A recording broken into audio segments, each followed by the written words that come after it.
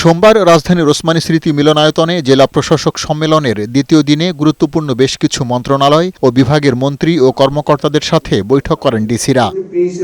বিকেলে জেলা প্রশাসকদের সাথে বৈঠক করেন বাণিজ্যমন্ত্রী খন্দকার আব্দুল মুক্তাদির, কৃষিমন্ত্রী মোহাম্মদ আমিনুর রশিদ, পানি সম্পদ মন্ত্রী শহীদ উদ্দিন চৌধুরী এনিসহ আরও বেশ কয়েকজন মন্ত্রী। বৈঠকে জেলা প্রশাসকদের বাজার মনিটরিং সহ দুর্যোগ মোকাবেলায় আগাম প্রস্তুতি রাখার কথা বলেন সংশ্লিষ্টরা। পরিস্থিতি মোকাবেলা করতে হয়, বন্যা, বর্ষার অতিপ্লাবনে সবকিছু মিলে আমরা মাঠ পর্যায়ে এসে আলোচনা করেছি। আমদানি পর্যায় থেকে শুরু করে একদম খুচরা পর্যায়ে বিক্রয় পর্যন্ত এই টোটাল সাপ্লাই চেনটাকে একটা এআই জেনারেটেড মডেলের অধীনে আমরা সারাক্ষণ যেন পর্যবেক্ষণ করতে পারি এরকম একটা মডেলের মধ্যে নিয়ে আসা। আমি আমার মিনিস্ট্রি ব্যাপারে ওনারা কিছু জানতে চেয়েছে, বর্তমান সমস্যা এবং ভবিষ্যতের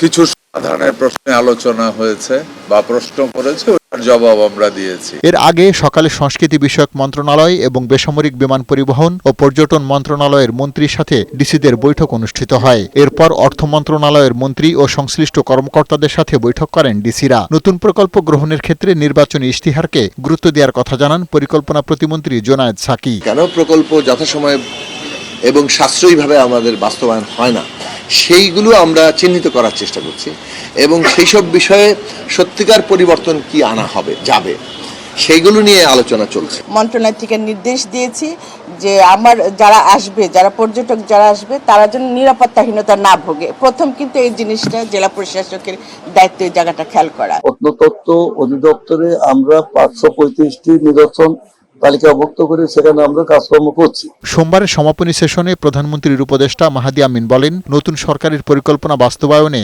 জেলা প্রশাসকরা গুরুত্বপূর্ণ ভূমিকা পালন করছে। আমাদের মাননীয় প্রধানমন্ত্রীর নেতৃত্বে ম্যানিফেস্টোতে যেভাবে বিভিন্ন সেক্টর আমাদের পলিসিগুলো ছিল, আলহামদুলিল্লাহ গত 2 মাস ধরে আমরা দেখেছি প্রতিটি সেক্টরে প্রধান পলিসিগুলো বাস্তবায়ন শুরু হয়েছে। সেক্ষেত্রে জেলা প্রশাসকরা অত্যন্ত গুরুত্বপূর্ণ ভূমিকা রেখেছে। বুধবার 4 দিনের এই জেলা প্রশাসক সম্মেলন শেষ হবে। পার্থ রহমান, বৈশাখী সংবাদ, ঢাকা।